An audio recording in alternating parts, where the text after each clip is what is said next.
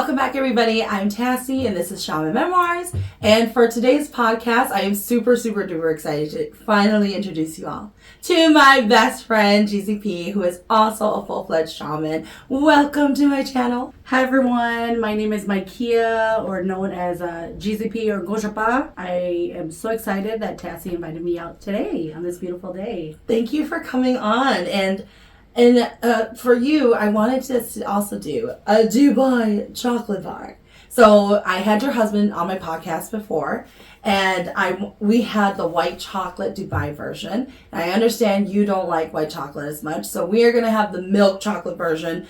And these bars are super duper expensive. But I've been saving these just to eat it with you. But I hope I like this one as much as I like the white chocolate, but I will say I preferred the white chocolate. Oh, this is cute. The wrapping. Ooh, this was really nice. Love the It's green. very thick. See how heavy it is? Oh my, yeah. That's Oh yeah. I'm sure it's good quality. But the white chocolate was so tasty and crunchy. I would say I had this before in California, but it wasn't until I had the white chocolate that I actually understood it, and then I liked it. I'm excited. Wow, this one's really, chunky. It's chunky. Let me get my gloves on. Everyone who knows me knows I love chocolate, so we'll have to see. Ooh. Okay, very different. Yeah, so this is what it looks like. I noticed this one is actual whole chunks. Normally they're cut in the center too. So let's go ahead and just break this. Oh, this one breaks a lot easier. It's a very thick inside too. I'm going to try to break it again. Oh, perfect. Here you go. All right. Cheers. That smells really good. The crunch is delicious. This one's not as good as the milk chocolate, the white chocolate. This one is better than the last one I've had. That you had? Yeah. It's probably the quality. The quality, it definitely is pretty good. But this was like almost $30 for this bar. And it's not as crunchy. Like, there's not as much of the crunchy breading in here. It's more like decadent, I would say. But the chocolate's really good. It's very creamy. But the milk chocolate was crunchier than this. I felt like every bite was crunchy. Whereas this one, I feel like there's not as much of it in here. It's more of the pistachio, which probably makes it more expensive because there's more pistachio in here. So I definitely felt like that chocolate, it was not as good as the milk chocolate that I had with your husband. And maybe it's just preference, but I felt like the white chocolate had more crunch. This one was more decadence. I know for you, you're like, it was really great because your last bar that you had, where did you get yours? Yeah, so we actually got it at a local candy shop, and yeah, it wasn't as great because I felt the pistachio in the last one a little more. It was a little creamier, but then there was definitely lack in chocolate for sure. You know that fine chocolate when you have it, it's really delicious. But this one, I have to say, it did top the last one. So my experience wasn't as sloppy, or was it bad? Yeah. Oh, okay. Yeah, but I know that I prefer white chocolate though. That's probably why too. Not gonna lie. That's the difference. Well, welcome, Japa. We have known each other for so many years, okay? And her mom was actually my teacher. And honestly, you know what? A lot of people ask me. They're always asking me about me and my teacher's relationship because your mom has told me in English that she loves me. And I always tell her, I know that you wish I was your daughter. That's true. That's true. But literally, everyone always asks me, how did I communicate with her? Because my mom is not mugging, okay? It was bad, But I always explain to everybody, that your mom and I, we love to play video games. And so I got her a Nintendo DS, and I would put on Bejeweled for her, and I taught her which prompts to hit to always open up the game because she couldn't read it. And we literally would just sit there and play video games, And then when none of you guys wanted to watch her on Nang, she'll turn to me and she'll be like, can you watch me on Nang? And I'm like, yeah, it's fine. And then she gets all excited. So for me, I feel like I've had actual students ask me, oh, well, is Siha teaching you things that they didn't teach me? Because people always thought I was favored by your mom, or like she helped me out more. But I'm like, no. genuinely for me, I think it was because I observe a lot of things. And so through me sitting there watching her oneng about random stuff, like clients and stuff, I learned a lot. Like hearing her chants, understanding the kind of things that she went through, and being able, as I sit there, envisioning her on her journey, I felt like I just gained a different perspective in that way. But she never taught me extra secrets, right. Okay? Because she's literally, your kuneng must teach you. And right. I had to reach out to her. This is not, she reaches out to me, which she has, I'm not gonna lie. Like after I raised my first shrine, she called me to see how I've been doing, right?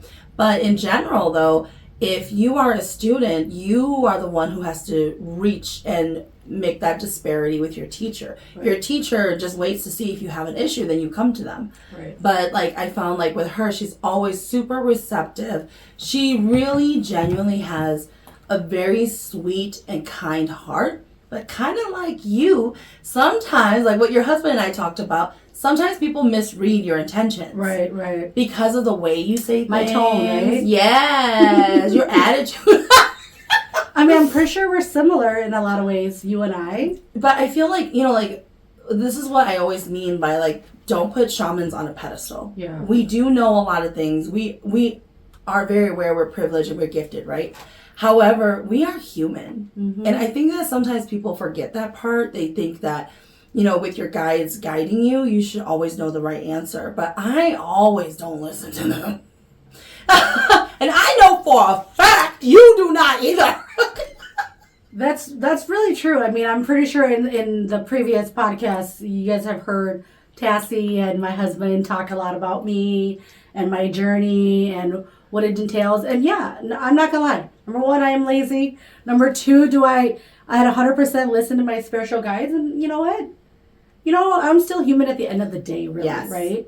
And the journey to get all of us there, your communication with my mom, it's definitely unique and special in many, many ways. And you guys just kind of built that relationship over the years. Of course, granted, Tassie and her Hmong, it's different. Everyone has to understand that as a shaman, right? We, each and every single one of us, we are also gifted with languages. Mm-hmm. And so it definitely is different. So her and my mom were able to build that relationship, whether right or it's not right. It always works itself together. Yeah. And our guides will always guide us in the right path of that language component. And so when she's listening and someone's guiding, or you're sitting there and you're listening to that person and they're doing their journey, it's really not so much about, are they teaching you too?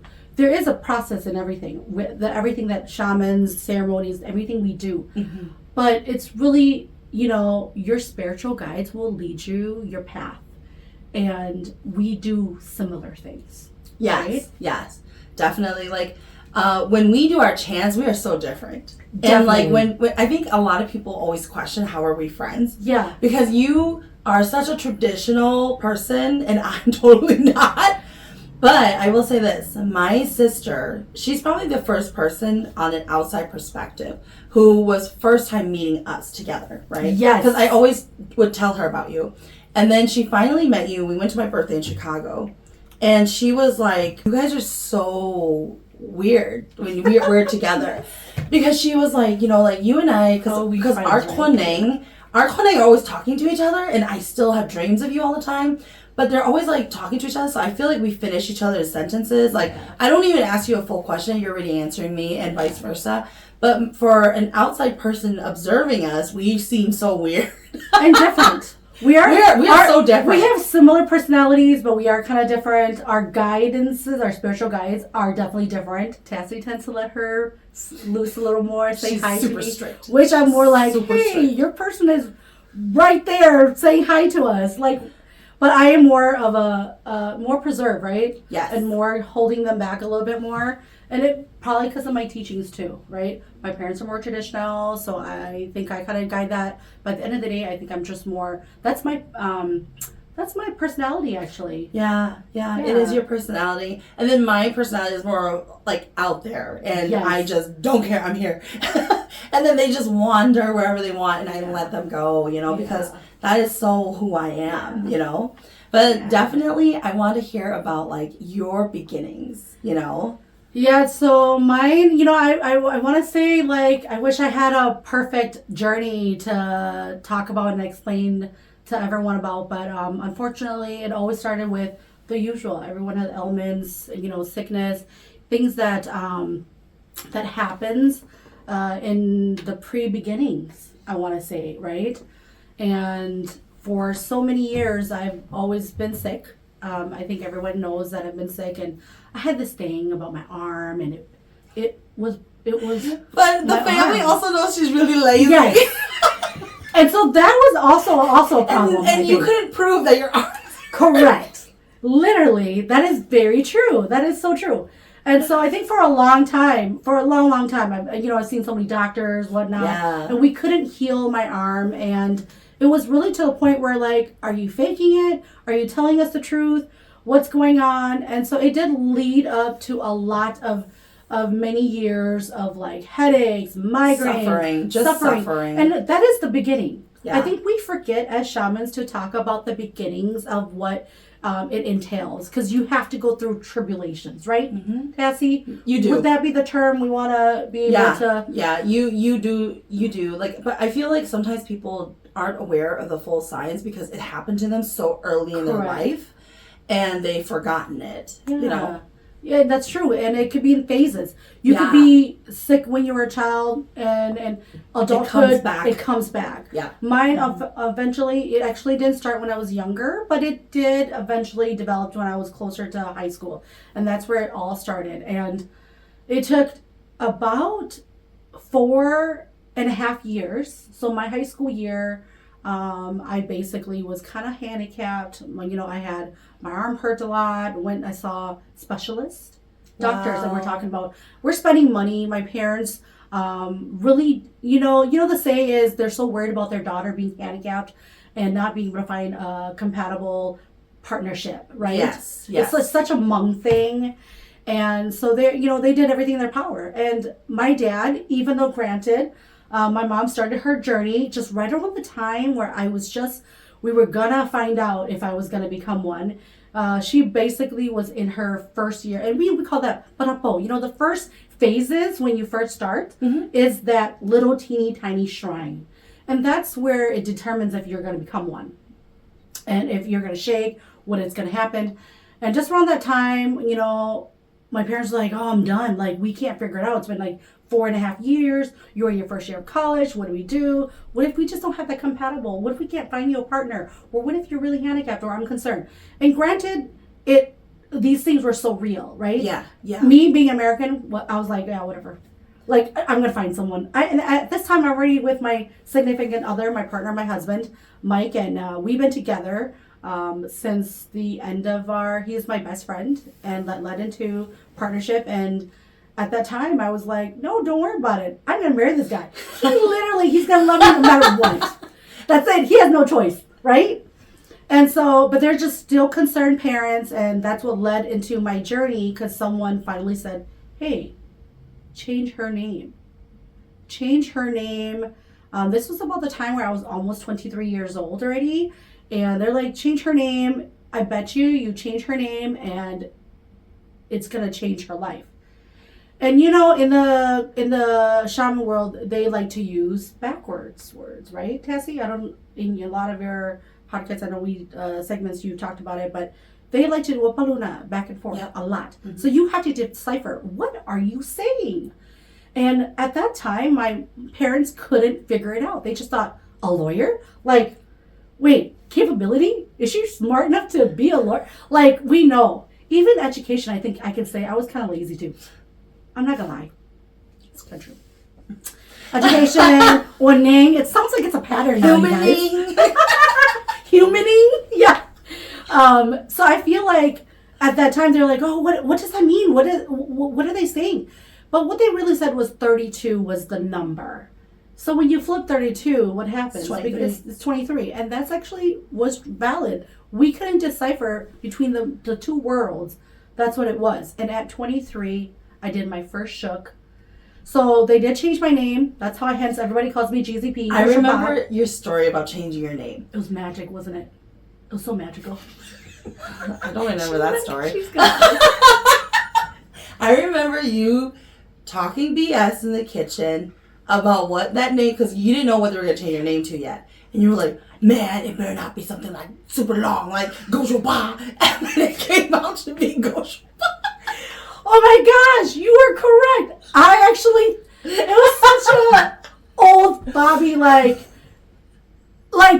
it Goshoba's from the person that owns that garden. She's like the owner of the garden, flower garden. I do not know who this Goshoba. I was just like, that better not be my name. Oh boy, and my sister laughed so hard because I literally made that comment. You were correct. Till this day, yeah. I still sometimes just like to shorten my name for GZP because it still gets me all the time. I always call you GZP. But it was magic though. Overnight, instantly, you guys, like, I cannot explain this. My name was changed the day before. My parents did the ritual thing that they need to do. And instantly, there was no pain. And what I mean by pain, you guys, it's like arthritis.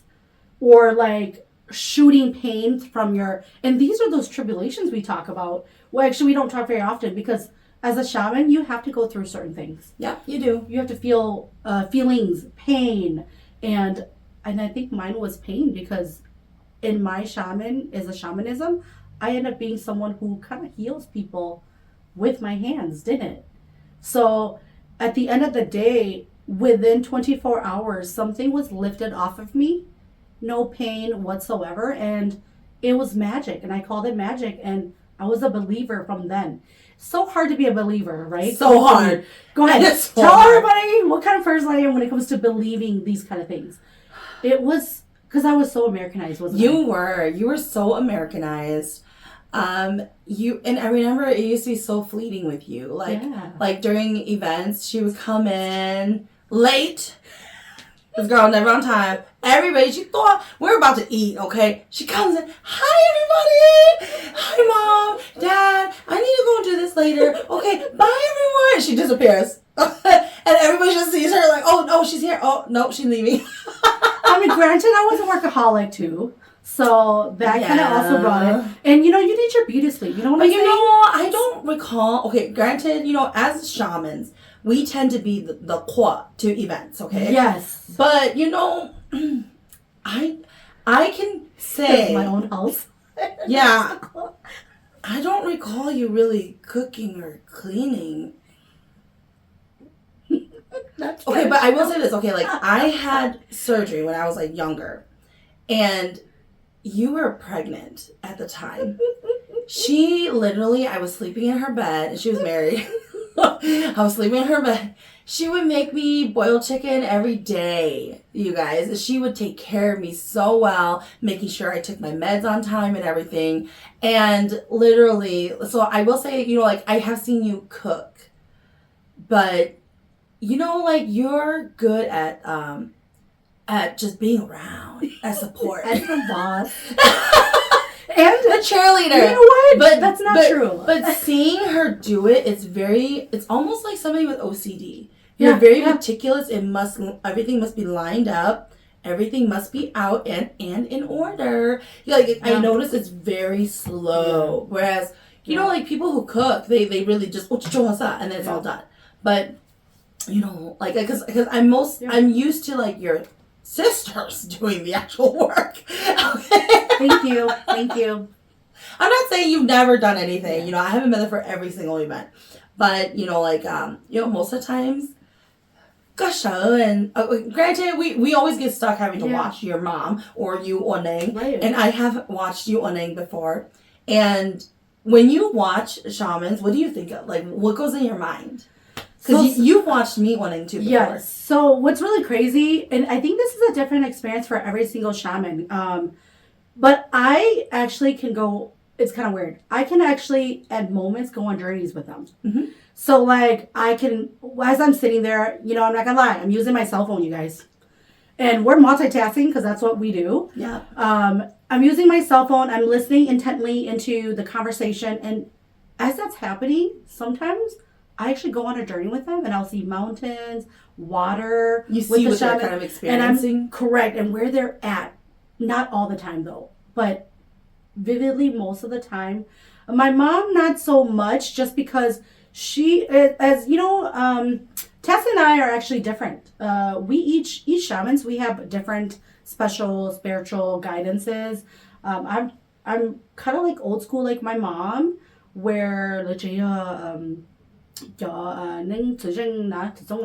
and so, and which is like the black and the red are just the lightning, and so we saw how we are still kind of like in that era. So for her, she's been doing it for so long, and sometimes I can't fully fly with them or see some of the where they're at. But Tassie and I, both with being so close in age and speaking American English all the time, being American actually I should say, I can actually sometimes guide with her. Mm-hmm. Granted, we don't want that to happen. Usually in a real setting or ceremony or stuff like that, you really don't want to be able to go along a guide with your. But I go along with your mom all the time.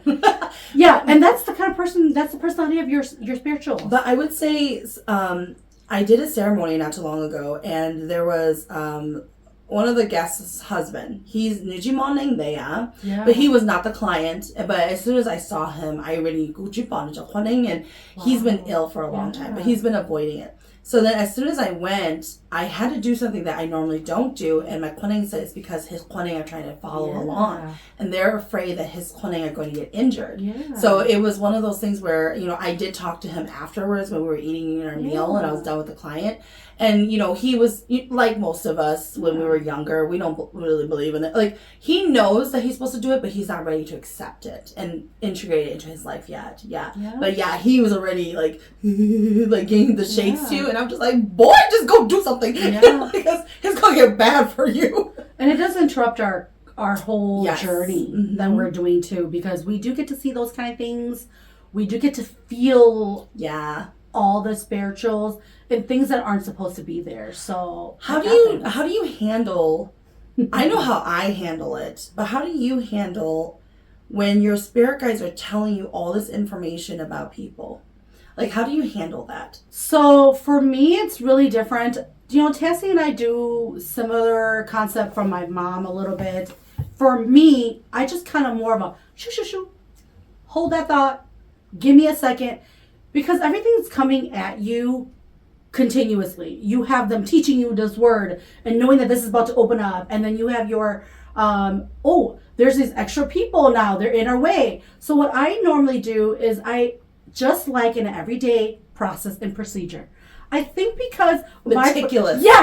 Meticulous. My personality ends up being my spiritual guides. Yes. And they know that, okay, number one, she's quick. She's a quick talker. Obviously, they fly like the wind.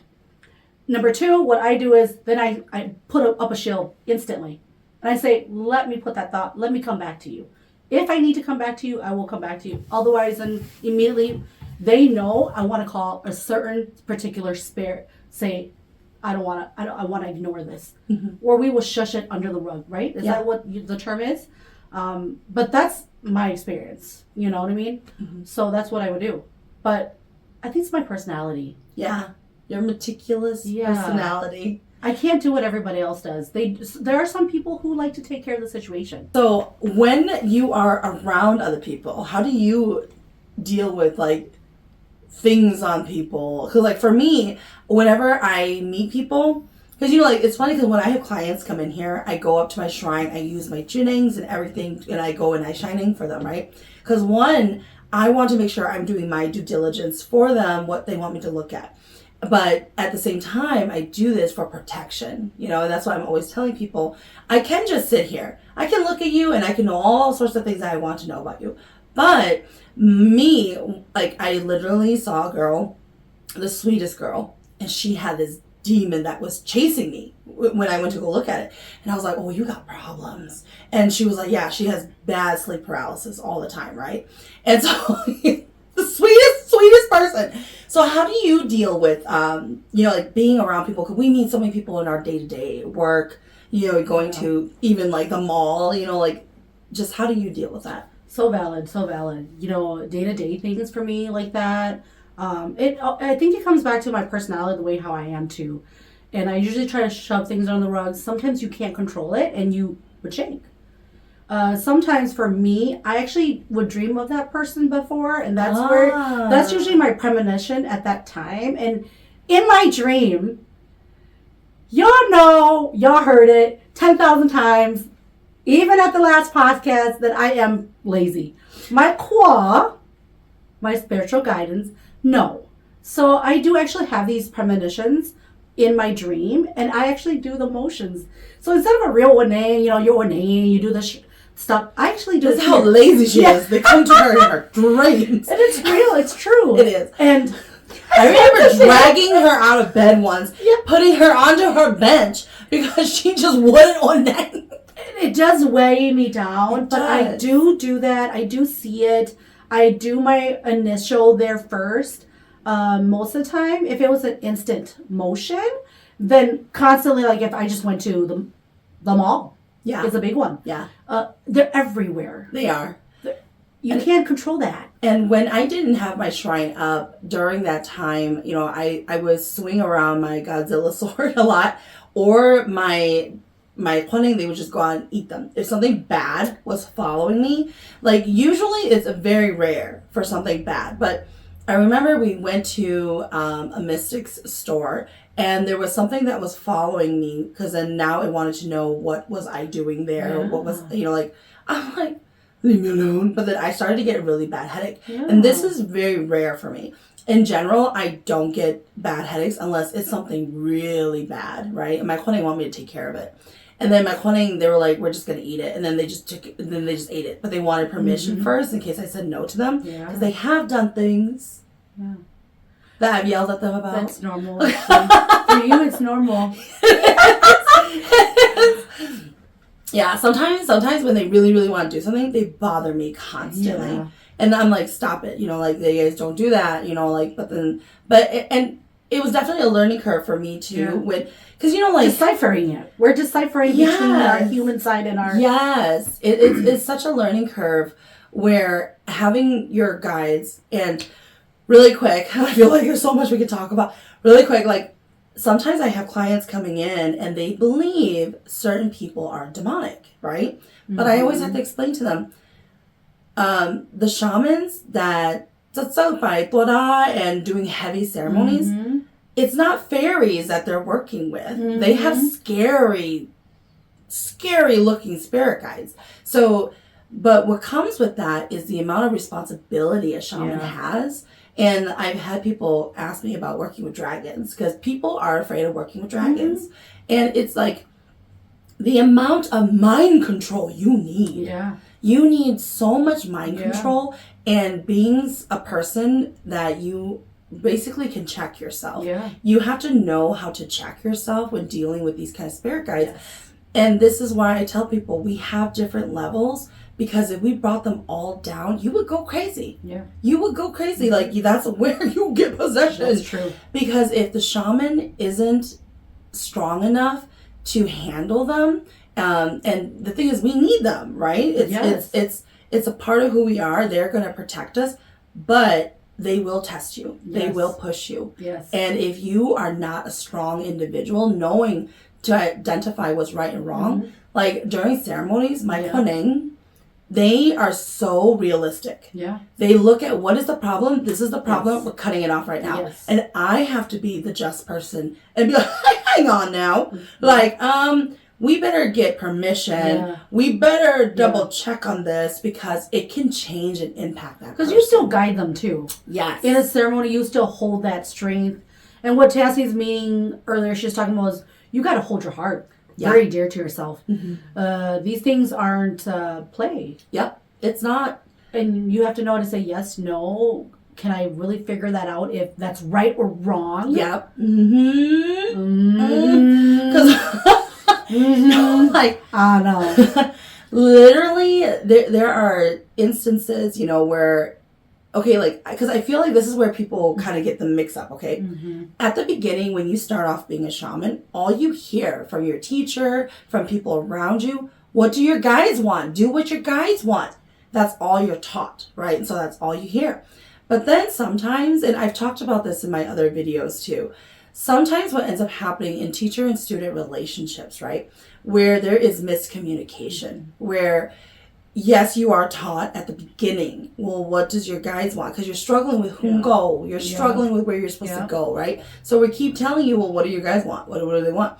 But it's double-edged. Yes. You also have to know, no, we shouldn't be doing this. Correct. But when you have certain spirit guides, their goal, there is no such thing as a bad spirit guide. Yeah. However, you have to remember, this is what they're born to do, and this is all they do. Yeah. Okay? They don't have that sense of freedom the way we have freedom. Yep. Yeah, when we have critical thinking. But, so if your spirit guide was born to tell you, like this and this, but if you can't identify when it's right and wrong, but your teacher who does know better, who has lots of experience, they can see this is not good, so I am going to remove it. I am going to molali. Yes. But guess what? That spirit guide is going to tell you, no, your teacher's wrong. They're lying to you. They're jealous of you. They don't want you to have this power. That's when problems happen. So it's very, very hard where I believe, and this is my own teaching from my spirit guides, right? Because even I've gone through these things where my teacher, your mom, I have too, has said things to me where my kone are like, that's not okay for her to say that. But my turquoise, who are much more wiser, okay, they tell me, 你要是喝， yeah. 过来弄呢，这个年了经验，你只要是喝呢, you have to listen to her.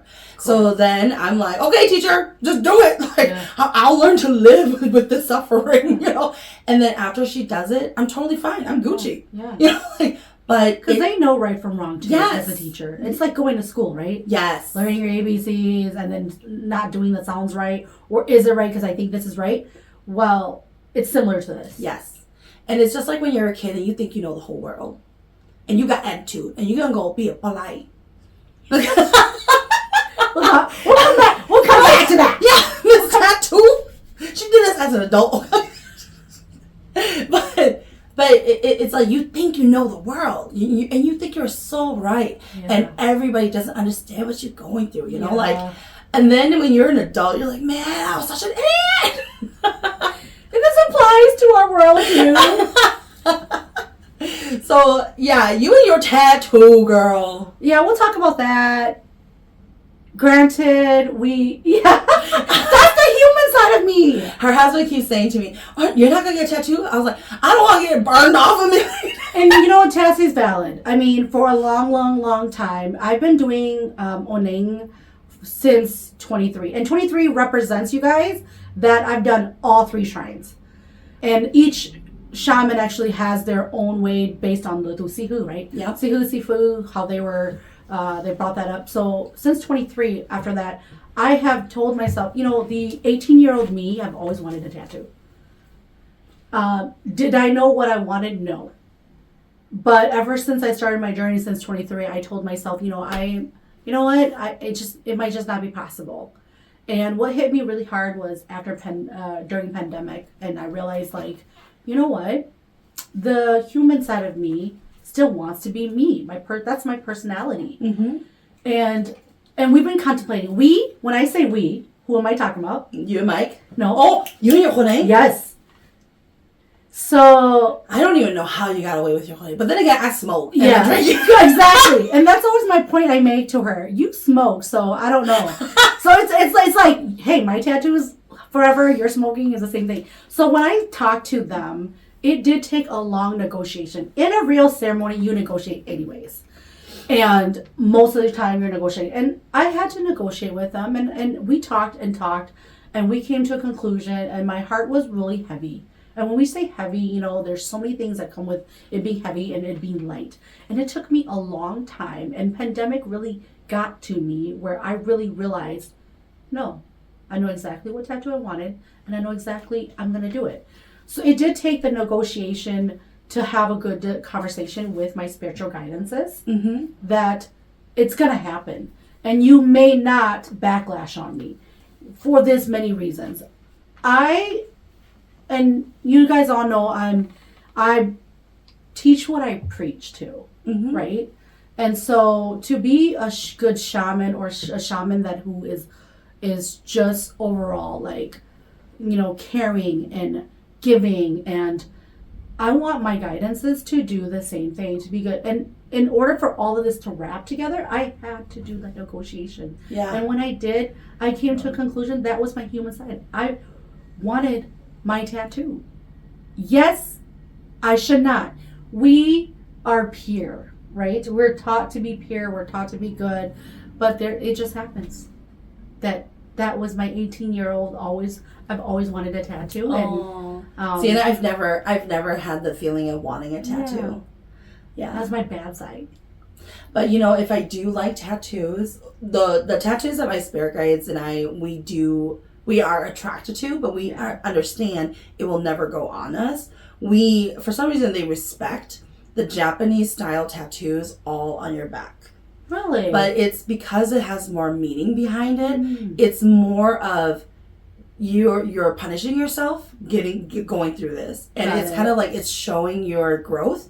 And I know nothing about tattoos or why they get these tattoos, okay? But they love the Japanese style art and how they portray the dragons and the clouds. Yeah. So they really, really like that when it covers somebody's whole back like that. So they really do like that. One thing, I love that you said that, and it dawned on me, it's more of a justification for me. Pain, right? You feel pain, that's part of your journey.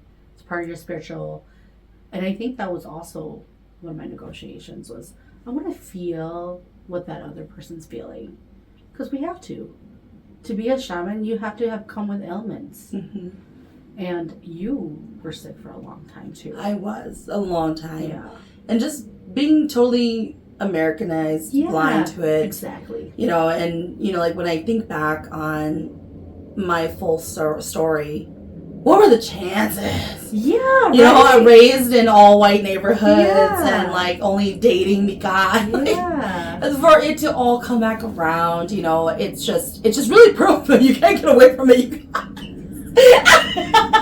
No, we couldn't get away from each other. We were probably thinking the same thing. Now, do you remember your first ceremonies? Unfortunately, there are only 2 ceremonies I remember. Oh my God, really? Well, because for a long time, you have to practice too. Yes. So there's so many. And I'm gonna make a really, really valid point. You guys touched it lightly with my husband's podcast, but the difference between being married and not married, it makes a difference. Did you feel different when you got married? Yes. Tell me about that. Yes. So, and that will lead into Tassie's conversation, because you will see why I only remember about 2 to 3 ceremonies. Okay. Is because before getting married, when you are a shaman, you have what's a partner. I was a one. And my parents shielded me. That was a try. So that's 3. Everything in the Hmong community is about pairs. Never dawned on me until I became a shaman that it made a difference. And I never felt any different until I got married. Okay. So that's where it really happened. So my first ceremony was, number 1, a non-believer. And I'm going to say that right now. You guys hear my story year after year. Non-believer. Instantly, my hand healed magically overnight. You couldn't explain it. I couldn't explain it. And then my parents kind of randomly, without telling me any detail about this, they put me on the chair. That was my first. It was not planned at all. It was not planned. I never got the experience that everybody got to talk about it, appreciate it, understood it. Like, it just happened. Wow. And I was put on this chair. They hit the gong. Instantly, you guys, I flew.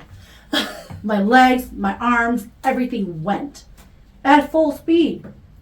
And the ladies in Kochapa, I can't explain that. I was trying to hold it back. You're like, no, I don't want this. Words came out. Words I never knew. And my Hmong didn't really develop until I started waninging. Same. And working in a school right? Oh, but you worked in that Hmong school. I had Hmong constantly, and that really helped me understand them too. I do feel like with Hmong, it is something that, like any language, okay, Yeah. not just Hmong, but as you have to keep using it. Yeah, if you don't use it, it gets worse and worse and worse. And that helped develop. And granted, that very first day was, number one of my darkest days, because I just thought, oh my gosh, it's real. Tassie, do you remember? Yeah, I remember. I don't remember if you said the same thing, but that just opened up my eyes to another dimension. It was funny because I remember staring out the window on the ride back, and I was like, I wasn't seeing anything, and I was just like, oh my God, it's real. And then I was like, all the stuff I've talked about, and jokes and jingle bells and voodoo and like, it was just all of my ignorance coming full circle, like in my face, it's so life changing. Yes. And you wish more people knew. Yeah. A Hmong American, right? Yeah. Who spoke no Hmong. Can you believe that? Yeah. It's amazing. This journey definitely, yeah. And I think for both of us. Yeah. And I've mentioned this in other videos too. For me, like for the first almost a whole year, I mostly only spoke Chinese too. Yes. When I started. And then now I speak a lot more Hmong. I notice a lot of my chants when I oneng now, it's mostly in Hmong. Yeah. But it is in the Neng language, which are words we don't normally use in normal conversations. And we want the Hmong language. We want that to develop. It does take time. Like you do go through multiple languages. Yes. There'll be other languages you didn't know, and then you're like YouTubing it or Googling it. You're like, oh! But I did a ceremony with a Chinese woman, and she understood me. Yes. She understood my Chinese, and I was like, exactly. Oh my God! Finally, someone there to validate it. Yeah. But it's one of those things where I find that sometimes people they don't realize how much they change from when they first start as a shaman to many years later. Correct. How much you've changed. Yeah. Like even for me, when I put my shrine down, and then I raised again. I felt so different. Yeah. I felt a much stronger and much different than I was back then. Yeah. But granted, I don't know if it was because I was so young and so much had happened along that time. Yeah. So then now I feel like I'm so different. And then I actually met a client that I met with a few times last year. And he had asked me what happened because he was like, you feel so much stronger. And this was the year I changed my colors to my true colors too. We mature. Mm-hmm. Yeah. I mean, that definitely brings me back to like that first day to the second time. Tassie, a lot of in the small community have heard this from time to time, and something went wrong, when I lived with my parents, and I was dealing with, what do we call it? Demonic. Yeah. And it hit me pretty hard. I don't know if you remember that, and it shook us, and it shook my parents for sure. I mean, I was put on halt for a little bit. Mm-hmm. That was probably one of the strongest I remember. Someone strong that literally I couldn't believe it. And actually, I think I was at my second at that time. Mm. Granted, I wasn't full-fledged then, but that was my second time. And then right before actually my husband married me, my parents thought it was a great idea to launch my third shrine to make it there. So I had two sihus actually in my lifetime, and that happens. And there's the one that shakes you, the one that gets you going, and sometimes you're just not compatible anymore, and then you get, you have another one that actually puts the whole shield over you, and they're the person who also helps in case of those kind of case scenarios. And I remember after that, and I married. The first time I opened my shrine, and when you get married, you guys, you have to open up your shrine again. Yeah, take it all down. Yeah, it becomes new, all back up. Yep, brand new, it's number 3 level. Work. Yep. And I remember the very first time that I finally opened it because I married the Tao family, and the first time I opened it, and I felt the pop. There was another level of power that I didn't know that existed. Mm-hmm. And new things were coming, new spiritual guidances. I mean, like, you see the world a little lighter, definitely different. And that really brought to me why I understood everything comes in pairs most of the time. And then The third time, it happened when I had my first son. Ah. Another layering. Another layer. Yeah, yeah. But can you imagine if I had a girl? Because I only had 2 sons. So they're about almost the same level when I'm talking about like strength-wise coming to me. But if I had a girl, you guys, and I think I would be a little more different. I would have more strength. But those are the ones that I remember in my early on. And granted, I wish I could remember more. Definitely, you do go on a journey, you guys. Like, don't get us wrong, but when you first start, you do go on a journey of who you were in the past. Yes. Mm-hmm. And that's exactly what I saw in my journey, for sure. Yeah. But honestly, I don't remember as much. I mean, shine some light on us. Like, I know you talk about it a lot, but for me, I feel like that was it. That's all I could remember. Oh, wow. Yeah, because I remember watching you many times when you were onenging. Just because Mike, he had worked such terrible shifts. He doesn't get home till really late at night, and we would hang out every day after work. Yeah. And then all weekend long, we'd be shopping and stuff like that.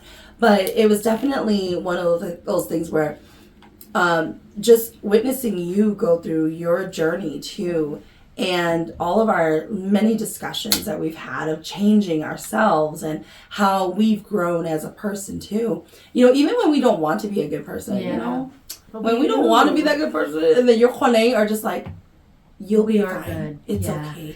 And you're like, no, don't do this to me. What is this? I'm a nice person. And we would have discussions late at night just talking about these things. Yeah. Hey, is that them or is that us? Yeah. Is it the human of me or is it the spiritual guiding me to, or are we really this? Yeah. Why are we this? Just so many conversations. And I remember my first ceremony. It was one thing when the ceremonies were always done for me. I finally finished my shrines. And then now it's like, oh, I'm the shaman. Yes. Oh, where's my teacher? Is she not coming today? I think you and I guided each other a lot, didn't we? We cheated the system a little bit. But it was one of those things where, one, you don't do test ceremonies on actual clients. But what happens is, before you can to go and heal others, you must heal yourself, your household, and then you can go out and do it, right? And I remember your mom, it was like she asked me, and I knew she was testing me because then my kone were like, oh, she's going to test you. Like, what did you do? She was like, so what did your kone tell you to go and do? And then I'm like, so I saw this, and then we went and did this. And then, but the whole time, I'm like, I don't even know if this is right. Like, I don't know what you do in ceremonies. And then I was like, and then at the very end, they took me up there, and I don't know why. But then, and then we did this. And then she was like, well, what do you call it? And then I told her what we call it. And then she goes, yeah, your kone are taking you right. And I was like, oh my God. It is nerve-wracking. Yeah. It's like doing a test. Yes. But blindly. Yes. Because we have to believe them too. Yes. I remember, too, when your mom was telling me to hooply, right? And I was putting on my cap. And I was like... I was there. I remember oh, God. I was like... Because then she was like telling me which tools do I want, right? And I was like, I'm going to take the dua and the gua. Because the jianeng was too loud in my ears. And my koning didn't like it, the loud noise. Which I know you hooply with that. I do, actually. And that's what artificiation is. Yes. Why we're a little different. Yes.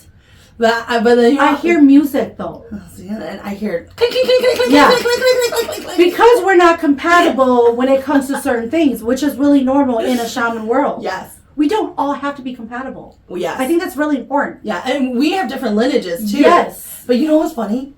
I have been trying to convince my spirit guides, let's use the jianeng. Because the gua, you gotta get it right. Yes.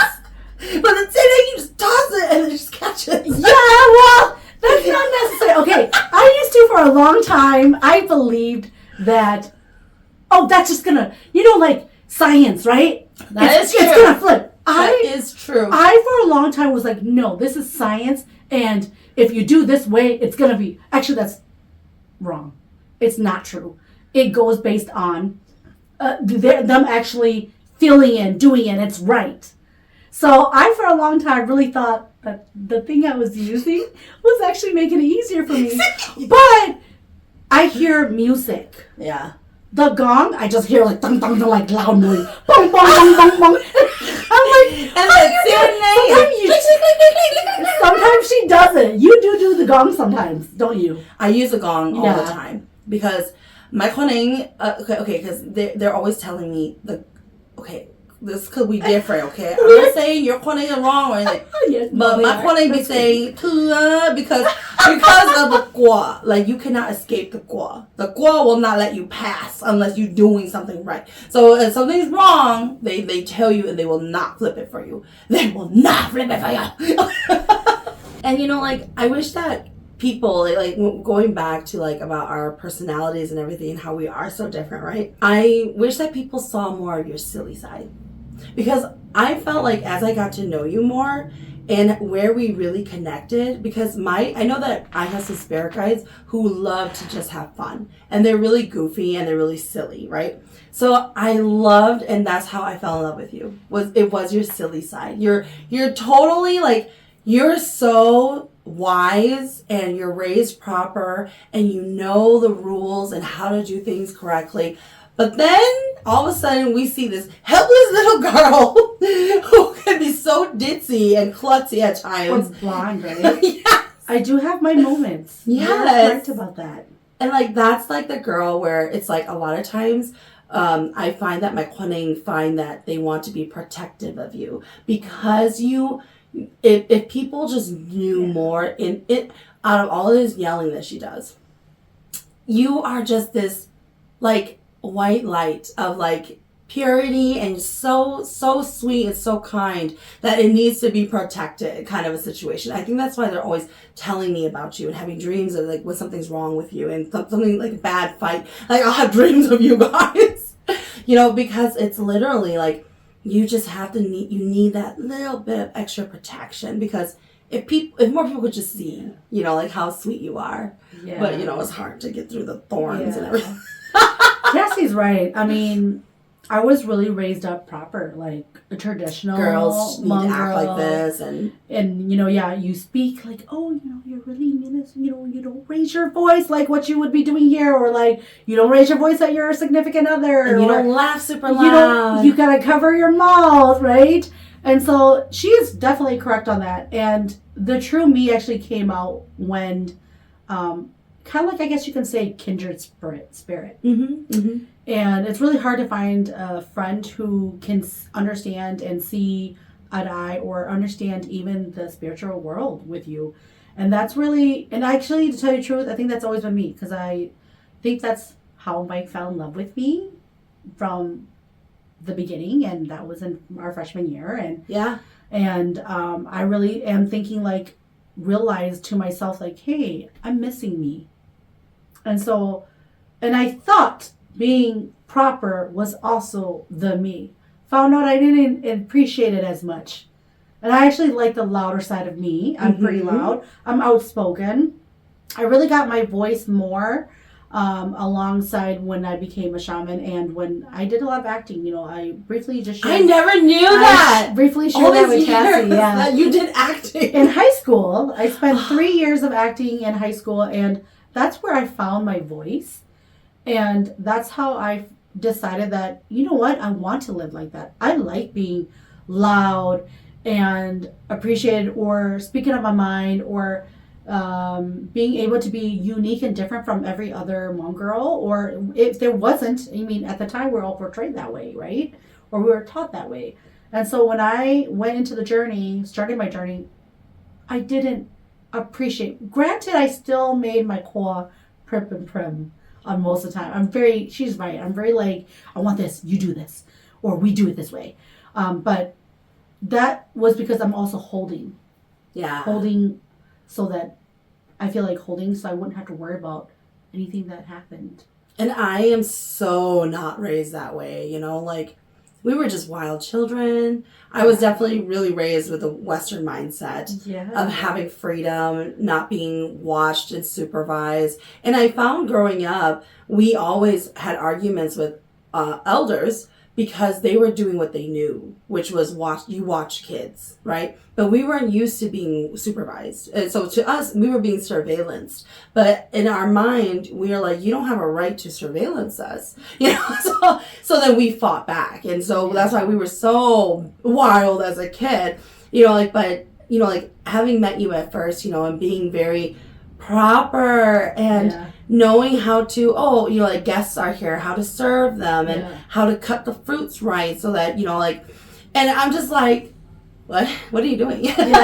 But then, and we complete each other in that way. Yes, because I remember so many times you're so afraid of me with a knife.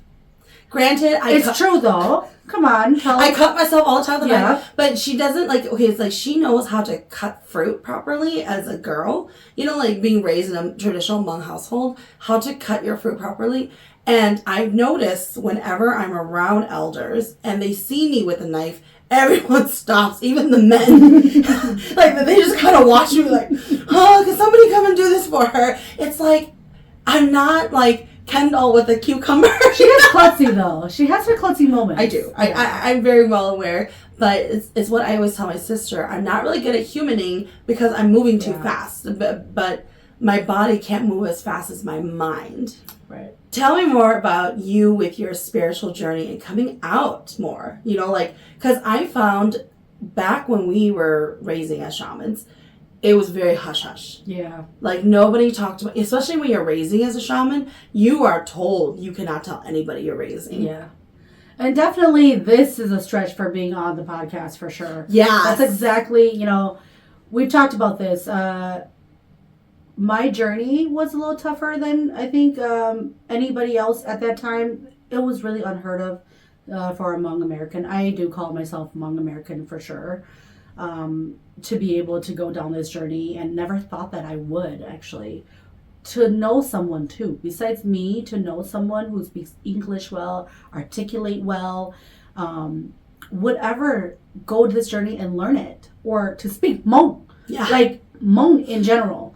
And so it was tough. I had a lot of backlash. A lot of people called me names.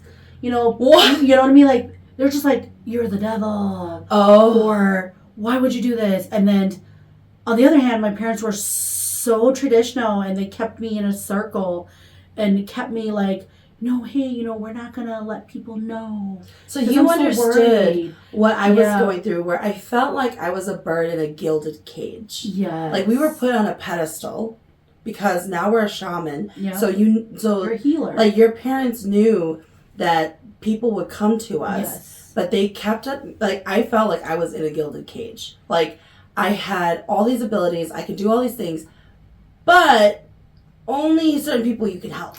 Yes. And when I look back and I see from their perspective, it was their way of protecting us. And I am so thankful for your parents, because even I knew that they were protecting me too. Yeah. And they were doing it in we were the best. Young too. Yeah, we were really young raising a shaman. Let's recap that, young. We thought we knew the world. We do, as a Hmong American in America. We knew the American world. Right. Yeah, so it was definitely their way of trying to shield and protect us too. But I was questioning so many things, and finally when I put my shrine down, I remember your mom was crying so hard when I told her I was putting it down, and that I told her, bitch, I'm mocha, not you, but your mom. I was like, bitch, I'm mocha, so there's enough shamans, I was like, there will always be other shamans who can raise other people. Yeah. And she was crying, who's gonna watch me now? Yeah. And who's gonna help me with Nang? And I was like, well, you still have your daughter, she's lazy, but just keep yelling at her. And I was like, I'll still come around, I'll still help. But it really helped me take a step back. Yeah. And then I went wild and had my fun and just be that kid who I thought I needed to be. Yeah. But then I'm haunted the whole time. Yeah. I was talking to somebody about it. It's you're going to the bars, you're going to the nightclub, you're living your life, and you're seeing ghosts. And it's dirty. Yeah, it's dirty, people. That's probably why she back.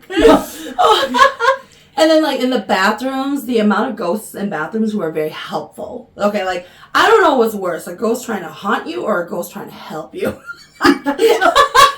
And let's get this straight. We're literally different. We are very different. I do, at lots of, maybe 65% of the time, I don't get to feel that. I only get to feel tugging, or there's somebody touching me, and I would shake. So we're different, too. Yeah. So she's funny. Everyone is so different. You know, like, but it was just one of those things where, especially like when I'm drinking, it really comes out. Oh, yeah. Like, because like usually when I'm sober, I will do shaman things, right? But I have my walls up. But when I started drinking, literally just the other day, I was sitting here talking to my sister and my friend was over, and then all this garbage was coming out of my mouth because I've been drinking. I'm seeing all these things on them, and it was.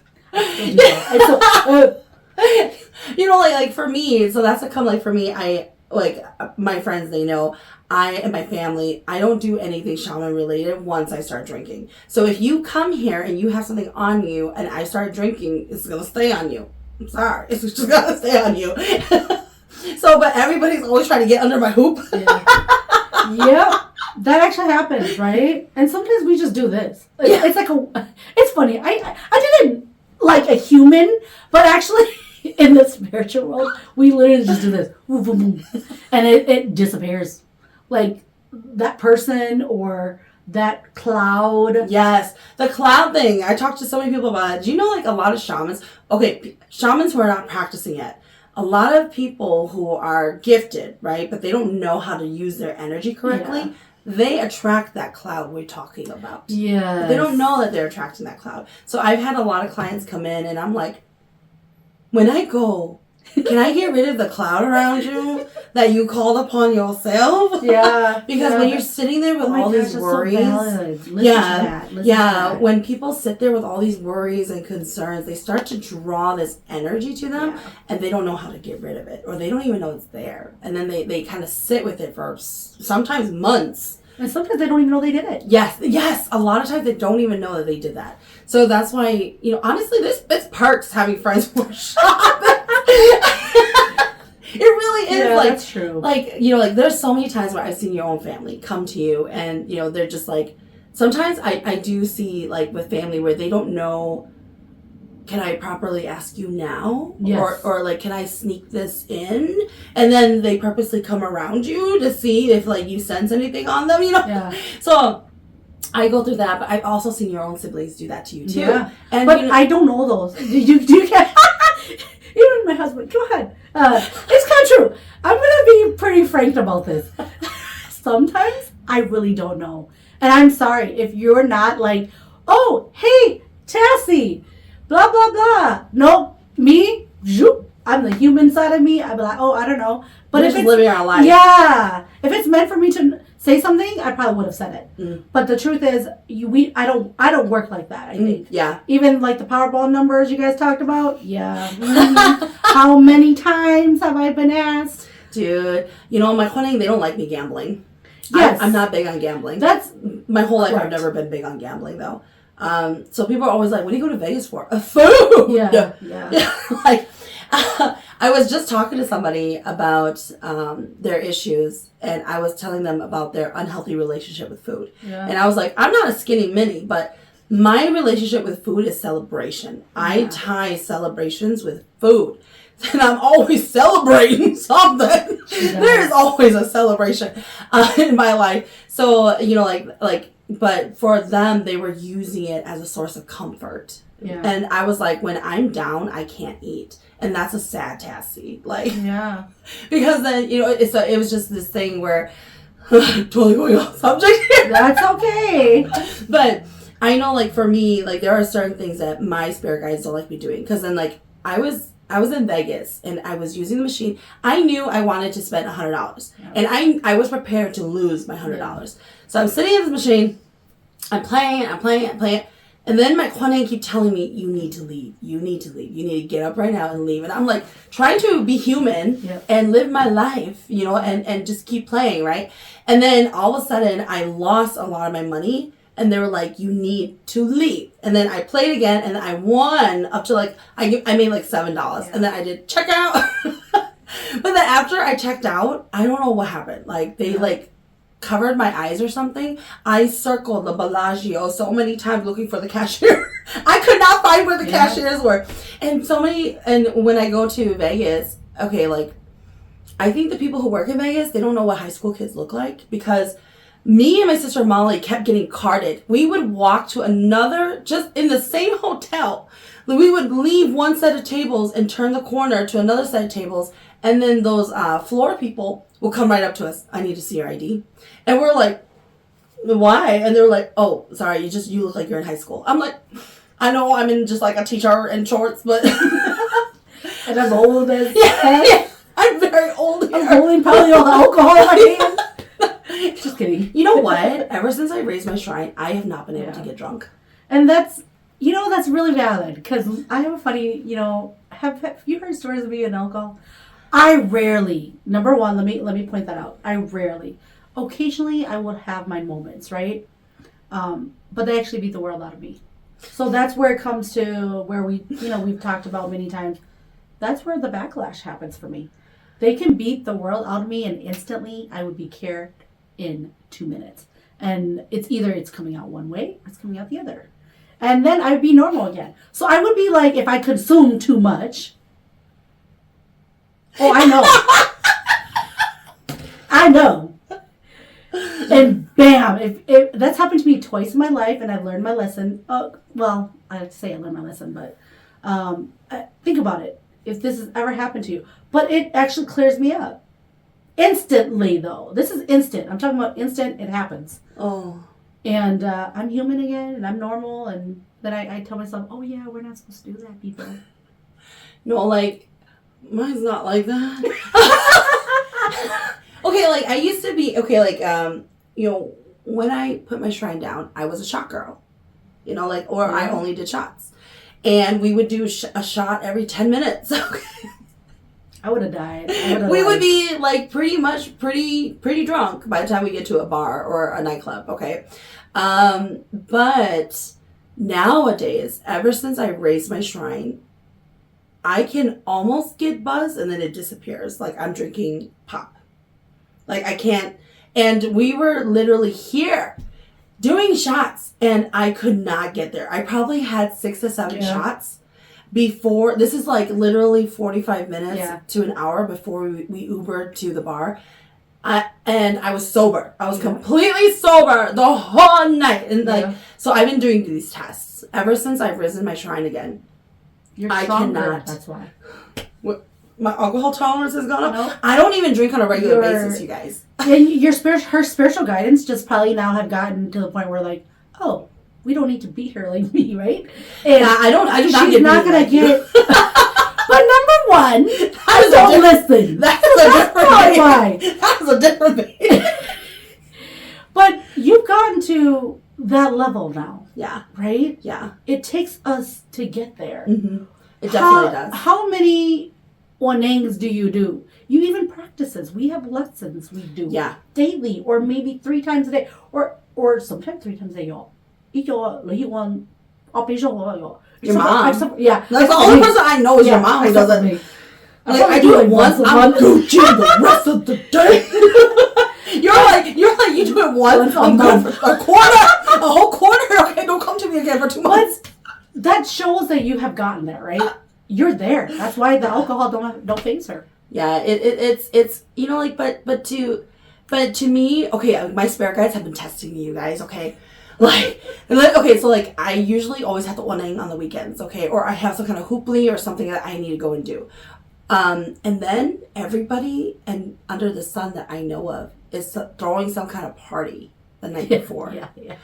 And my spirit guides, they test me. Like, we gave you 10 years of freedom. Are you going to choose this life that you had, or are you going to do your work? So they present me over and over, parties left and right. We got tables, Tassie, we got, it's my birthday, Tassie, blah, blah. Yeah. And they always test me. And it was so bad one time, we had I was like, okay, I need to go and do all this stuff, and then I'm going to go to the birthday party, but I'm only going to stay there for 1 hour, and then I'm going to go home because I had to drive all the way to Minneapolis and go to sleep because I got to get up at 1 a.m. the next day. So then they were testing me. So I went to the party, and it was a lot of fun. Everybody was there. And plus I don't go out much either anymore these days because I'm so busy. So then exactly an hour later, I was like, I gotta go. And I said bye to everybody. And everybody was trying to get me to stay until like 10 o'clock, stay a little later. I said, nope. I left. I went home. My boyfriend was having a party. He had his friends over. They were drinking and playing games and wanting to hang out. And I said, bye. And I went right to bed. You know, and so it's one of those things where I notice now, when I don't really, like, you know, there are moments where you kind of go on autopilot. You're not really paying attention, but you notice your body is moving and your kwaneng are just getting you to move, right? That's what I feel like I'm doing. Like I'm going into this autopilot where my kwaneng are putting these little tests in front of me. Like, you know, like, is this still important to you? Are you responsible? Yeah. And I choose responsibility every time, you guys. It's something I don't even think about, but I'm just doing it. Yeah. It happens. It does. Yeah. I don't know about you, but on a normal ceremony, now you trigger in my mind, I get woken up by them. Do you? Oh, hell yes. I don't know how that works, but it does hurt, but like your leg. I'd be like shaking you guys. I'd be like, wake up, wake up. We have such different experiences. I feel like your kwaneng punish you with ailments a lot still. That doesn't happen to me anymore. I mean, but I don't do it as much. I think it's just when I'm gonna do an event the next day. Oh, right. For me, like I went to go raise a student a couple weekends ago, and at 4:30, her kwaneng came and woke me up. Like they came. Like a procession, like, oh yay, it's the day, and they're celebrating, right? And then I wake up and I was like, it was 4:30 in the morning, and I was like, oh my god. And so I was just up and I went to their house to do the ceremony, and then I asked her when I got there, what time did you get up this morning? And she was like, 4:30 in the morning. I was like, that's why, you know, like, I never thought about that. Yeah, a lot of times when I'm gonna do a ceremony, when those kind of things trigger and wake me up, like I don't know about you, but like, when I'm working, like I'll be at home working, a spirit will wait at my door asking permission to come and approach me. And I'll be like still working. I'm like, what do you want? And then they'll come in and then they're like snitching on my student to me. And then I'm like, well, you guys need to take care of it. You guys just need to figure it out. And then they'll leave, right? Yeah. And then later on, I'll talk to my student and then I'll hear about what issue they were going through. And they were like, yeah, I called upon your guides to help me. And I'm like, yeah, I know. They came to snitch on you. Yeah. So it's just like, it's these little things that I feel like it for ceremonies, that's how it impacts me. Like the morning of. Nah, you know, I'm sure it just comes back to gudugi. That's true. But I feel like I'm very lazy too. But I feel like this might be you too now. Like, I've paid my dues. Yes. Okay, like. Thank you. You are correct. We don't have to worry about those anymore. These are just tribulations, trials, and stories that we're telling. But you are correct. You do reap from it. Yeah. There are good benefits. The beginning is more like bad or like process, procedure, being respectful, things that you have to make sure, be an adult. Yeah. Right? It's just like everyday thing. Like all the hard work. Yes. The grinding. You know, like in video games? Okay, there's a term that we use called grinding. Yeah. Where you're building your character to be the top level so you can easily defeat all the bosses. Okay, like I felt like we did a lot of our grinding in our early years. And early, because we were really young. In our 20s. When everybody was partying, getting into relationships, having kids, we were every day. Yeah. You know, so and then we were raised under strict structure. Yes. Very strict structure. Where I feel like now we have that freedom. Yeah. You know? Yeah. My mom was her sihu, and then her sihu was strict too, and then but then her student, my mom's student, was my sihu. So then that's like it became a circle. Yeah. Of how we're all, but they were really strict. Very strict. Traditional wise, probably this conversation wouldn't even happen out loud. We would keep it within the circle. Yes. Sometimes we didn't even understand a thing they were saying until we went in to the trance, right? And then to we experienced it. To experience it, yeah. And, you know, like, because then I always tell people that my teacher, she's actually considered Neng Lao. However, they call her a Neng Chia because she also has the shuo. Yeah. You know, like where she could sit there and talk to her Huaneng. But her foundation was Yeah. Like, that's all that they valued. The ones that wear black, right? Yes, Black yes. They are so traditional. So I am so thankful that I had that foundation. Like, having that foundation, that strictness, that understanding. When you go and you oneng, and then all of a sudden there's, like, black magic involved, and you have to survive. Like, you don't have a choice to stop. Like, you will become gravely injured. Knowing that you can go through that, and this kind of goes back to the very beginning of what we were talking about, is knowing how to be a kakao when you go in oneng, and you are faced with hardships on the other side, and you're alone. Your teacher is not there. Your friends aren't there. Your family's not there. They're on the outside, but they can't help you on the inside. They can't shout, teach, nothing, right? Exactly. And so it's just like we had that foundation, and we went through it. We went through the ringer. We went through heavy ceremonies. And I do feel that the more heavy ceremonies you do, the stronger you become as a shaman. That's very true. I have to agree with Tassie on that, and I rarely go through those motions.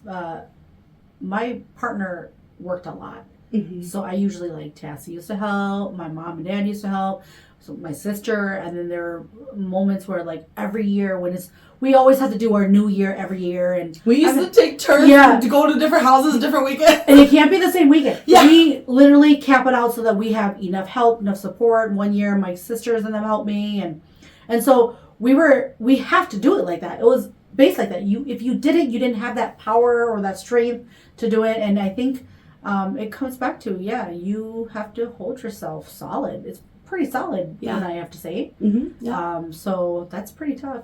It is. In our earlier. Yeah, but I feel like we paid our dues. We're done. So now we're, like, having our freedom, and we can understand so many different aspects, especially with the new Ningxia, you know, like the different colors and how close we're getting towards Korean shamanism now, and really just understanding the different plights that everybody is going through. There's different people, different shamans out there for sure. Respectively, we should respect that. Yeah, definitely. You know. But thank you so much. I feel like we could go on forever. There's just so many things we could talk about, but I so appreciate you coming onto my podcast. And now everybody knows who my bestie is. Until next time, you guys.